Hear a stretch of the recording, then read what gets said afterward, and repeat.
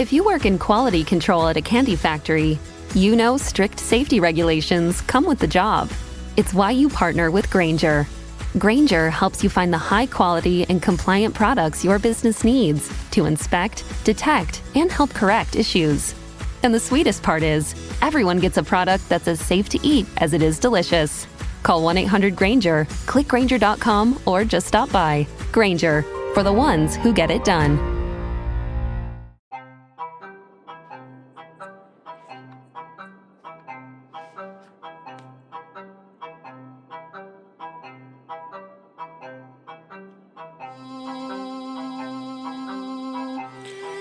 It's a new day, Newnan. Yes, it is. And I'm Daddy Warbucks.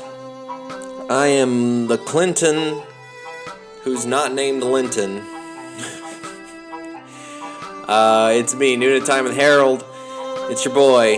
Who is Newnan Time with Harold? Well, I am a comedian in Newnan, Georgia, who makes fun of Newnan and surrounding areas in Coweta and Fayette County. Pokes fun. We laugh together about local stuff. It's a parody on the Newnan Times Herald. It's Newnan Time with Harold. I've been around since COVID, which sounds like I may have been created in a lab. Maybe I was created in a lab. Actually, I know I wasn't because, well, I guess I don't know I wasn't, but of all the births, my mother had 5 births.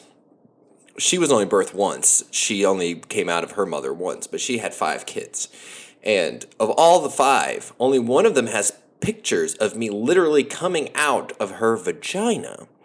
And that's me. There are pictures of me on December 9th, 1988. Little Polaroid photos, just in a big mess. And my head and my body being, I was about to say yanked out. Yanked out is not the right word. Guided out by the hands of a doctor of my mother's birthing canal. I remember seeing it when I was a child because they my grandparents had a photo album, and just you'd go through the photo album and there you would see it. I almost said my Christian name. Harold's birth. Here's some photos. There's him as a cute little baby. Oh, there's your mother's vagina. So, I forgot about that. I just unlocked a memory that I don't love. I don't love that happened, but it happened. It's a pretty interesting story, my birth. Because then after that, this is back in the 80s, so they don't keep babies there for a long time, or so I'm told. I don't remember this personally. This is the story I was told. I was taken to a McDonald's drive-thru because my mother wanted some McDonald's.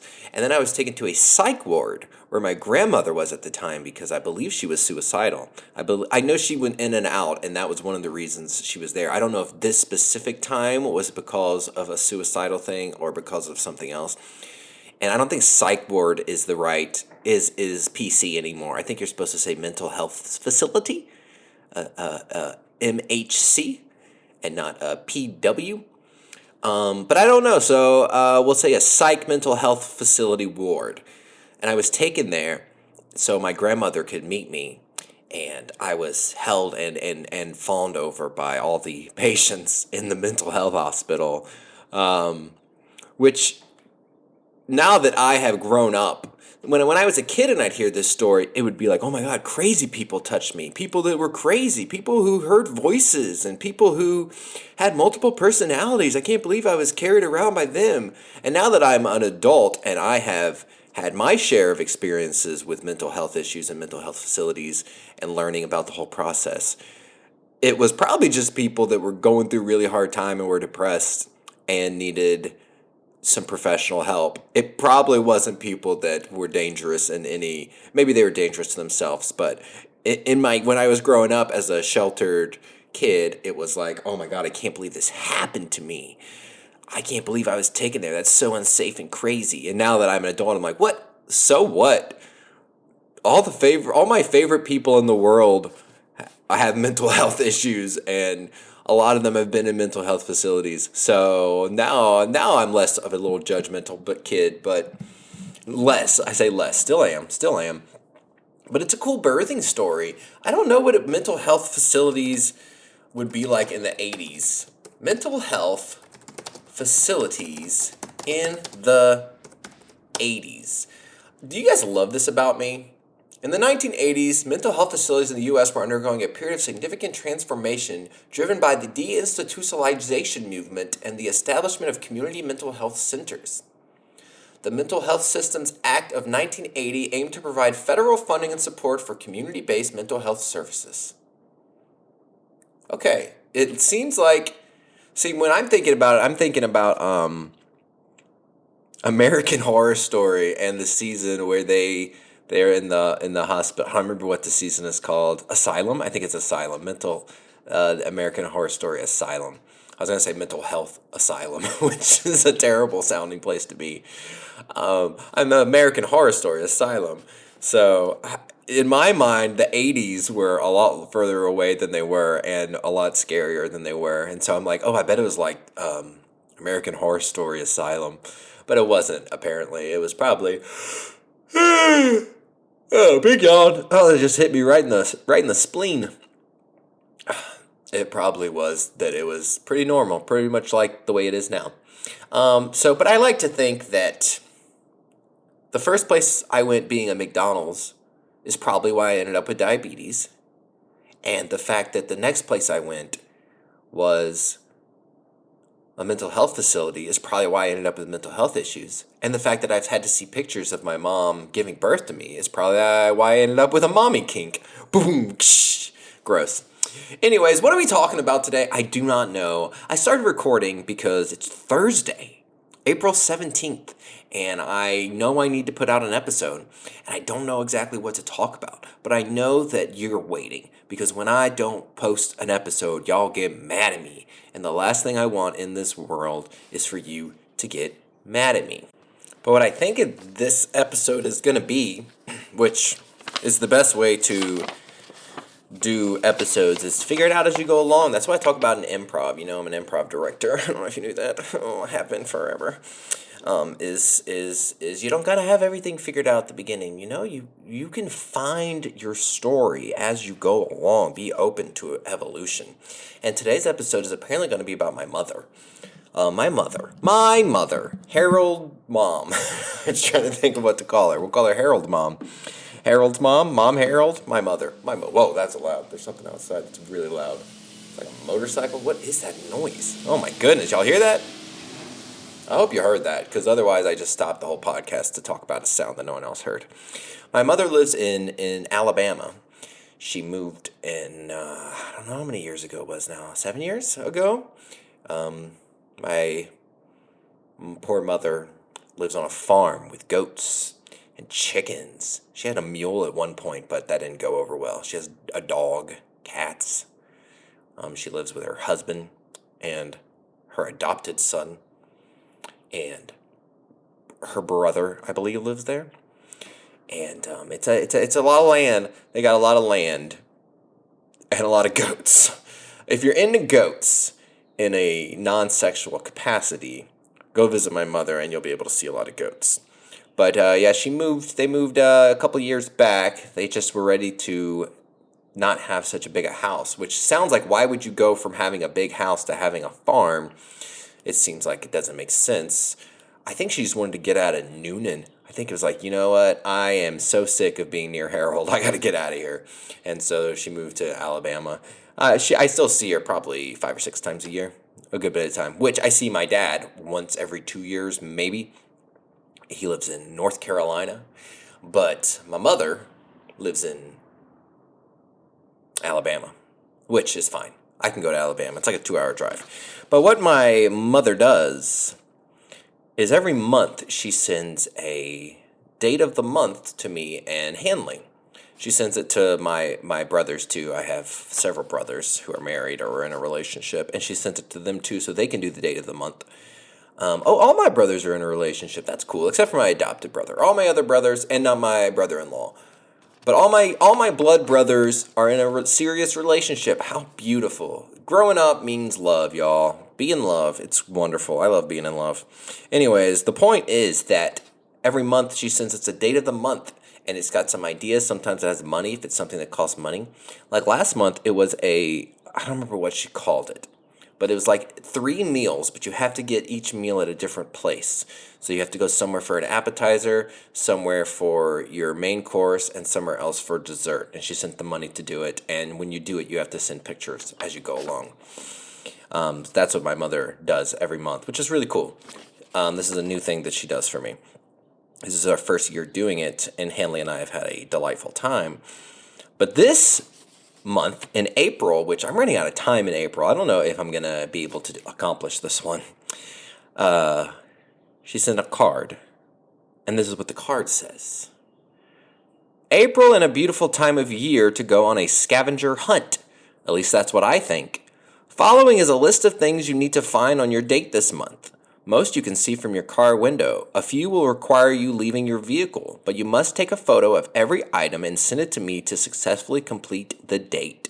The only rule is that none of these can be from your house or yard, so have fun, but be careful out there. So there's a list of 15 things, and there are things that must be found, well, I guess not must be found in Newnan, but the way me and Hanley are going to do it, that's obviously where we're going to be. We're gonna hang out in Newnan. So here's what they are, and as you listen, you can be like, hey, I know where he can find that. Not a problem. Number 1 is the letter Z, which I would go to Zolaco, is that the name of the new Mexican restaurant? Zolaca, something like that. I know where it is, so when I go over to the area, I will see it. Number 2 is a Trump sign. A Trump sign, which there's really not that many right now, I've noticed. I saw one over in Thomas Crossroads area last week, but now that the election is done and stuff, there's not Trump signs everywhere. People have taken them down, or they've been ripped down by angry liberals. Number 3, an umbrella of some kind. I like that it specifies of some kind, so I guess it can be like an umbrella in a drink or something. Hanley and I, which this is going to sound bad, Hanley and I love drinking. That's not true at all. But we drink sometimes. So we'll go out somewhere. And God, do I still drink? I drink maybe once every week and a half at this point. Not to say Hanley drinks a lot, but Hanley drinks more than me. I just don't drink a lot because of the diabetes and all that dumb stuff. So, yeah, it'd be cool to go somewhere and get like a little drink with an umbrella. Does Taco Mac do umbrella drinks? Actually, when you think about it, does anyone actually do that, or is that just the movies and TV shows? Like you go to Hawaii and they have the little umbrella in the drink, but does that actually happen in real life? I don't know the answer to that. I guess the other idea is to go to like Ashley Park where they have the big umbrellas over the tables to like keep shaded. I guess we could do that. Number 4, a sliding board, which I think means a slide. I'm not sure what a sliding board is. It sounds like maybe a surfboard or a slide. I might have to get some clarification from my mother on what a sliding board is, but I think it's a slide. Number 5, and of course there's at the skate park are those amazing giant slides, so a picture there would be easy. Number 5 is a street sign with a woman's name, such as Judy Street. The good thing about this is the street I live on is a woman's name. Well, I guess technically it could be a guy, like it's popular as a guy or a girl name, but I mainly know it as a girl's name. So easy one. Easy. A street sign with a woman's name. I'm not going to tell you which street it is. You can figure it out yourself, and then you can come to my street, and you can knock on my door, and when I open the door, you can either stab me, or you can give me a hug and give me a cake.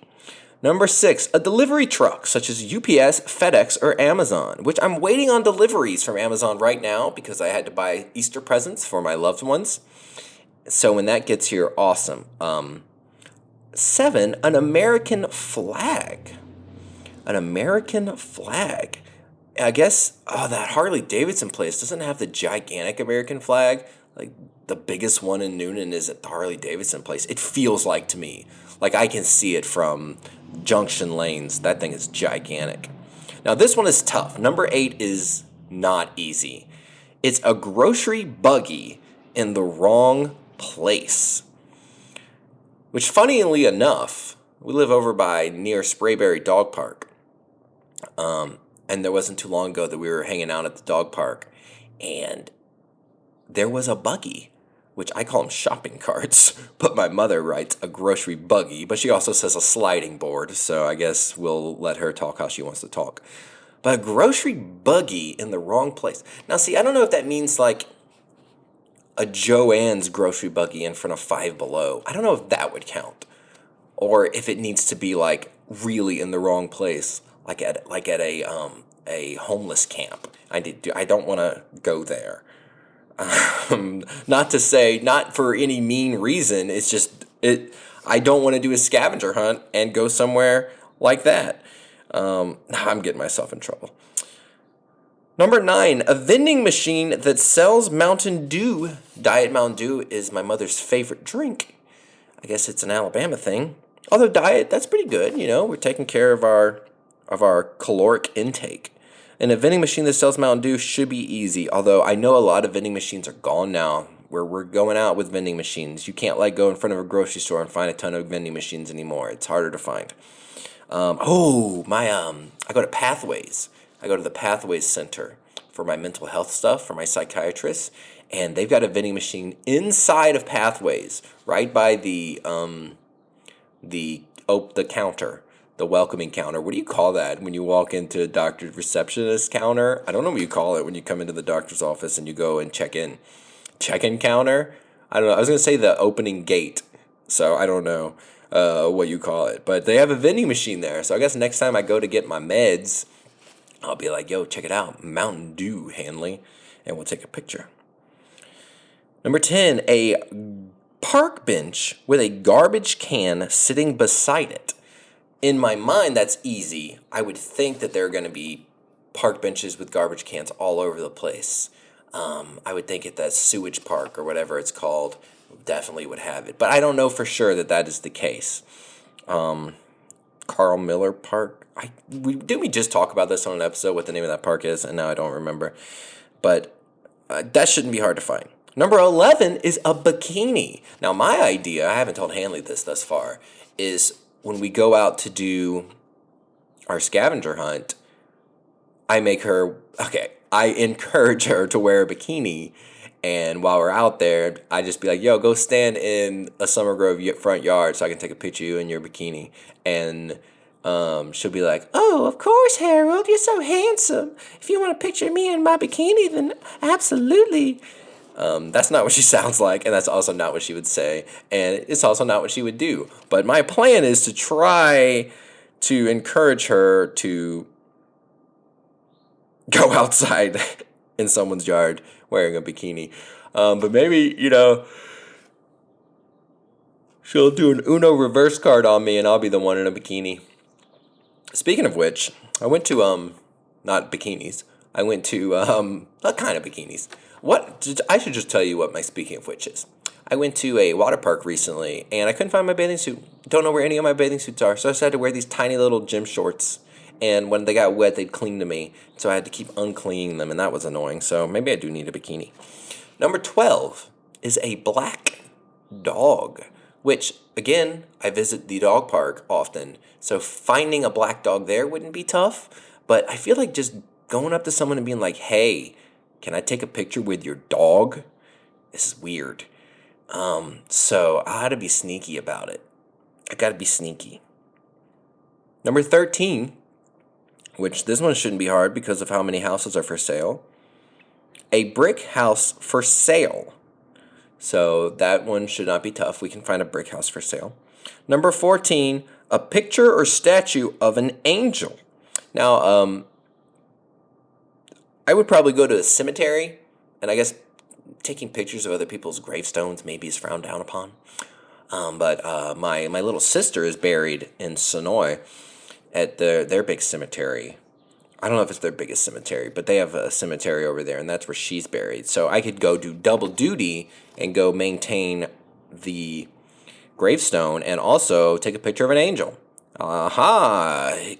I was about to say kill two birds with one stone, but maybe that's not appropriate when talking about a cemetery. And number 15, graffiti anywhere on anything, which if only we still had the gooch. If we still had the gooch, and I talk about it, it's been so long now that a lot of you people have forgotten the gooch. But Sprayberry used to have two locations. They have the one on Sprayberry Road, and there's the one where the new Quick Trip now is. And, well, not the newest Quick Trip, the second newest Quick Trip. The Quick Trip across from Walmart is the Quick Trip that used to be a Sprayberry location. But then they failed, and they couldn't maintain it, and so they abandoned it, and they left all their barbecue still in there. They left live pigs. And somebody spray painted the word gooch on the side of it. Gooch, right facing the street. The word gooch just spray painted on the side of that Sprayberry building. And it's always been so funny to me. And it became we had a Gooch Day on Herald. We have a whole website article about the Gooch. Like, I think if you search, let's see, if you Google Newnan Gooch, let's see what comes up. I might have to turn off my safe search for that. Newnan Gooch. The first thing that comes up is Gooch Day, Newnan Time with Harold. Second thing that comes up is Newnan Time with Harold, Breaking the Gooch Lives. Third thing that comes up is Gooch, Newnan Time with Harold. Fourth thing that comes up is our podcast episode, The Gooch Cooch Debate. And then sixth thing that comes up is Charlotte Gooch Obituary of Newnan, Georgia. And then the seventh thing that comes up is our website. And then the eighth thing that comes up is another podcast where we talked about Gooch. Then the ninth thing that comes up is Carol Gooch, Newnan, Georgia. And then the 10th thing is Amy Gooch in Newnan.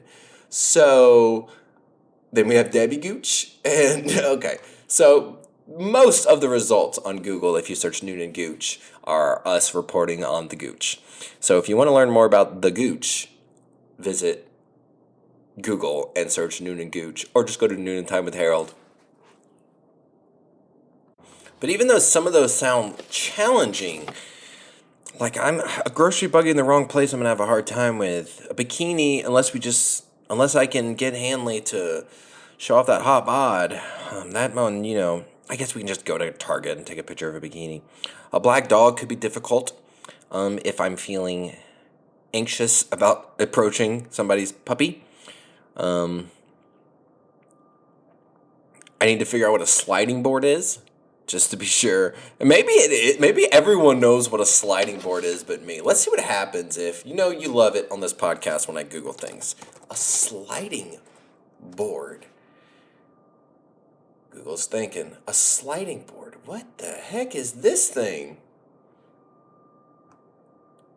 Lots of things are coming up. And transfer board, sliding board. Transfer boards facilitate the safe movements of individuals with limited mobility between different surfaces. I don't know if it is a slide or if it's something else.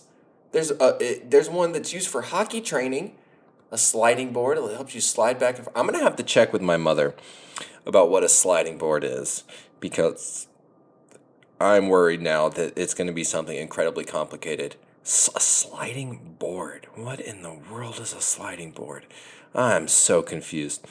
Anyways, if you want more of me, or if you want just wonderful trivia for your facilities, Newnan Time with Harold offers trivia. We offer improv shows. We offer comedy shows. We offer bingo games.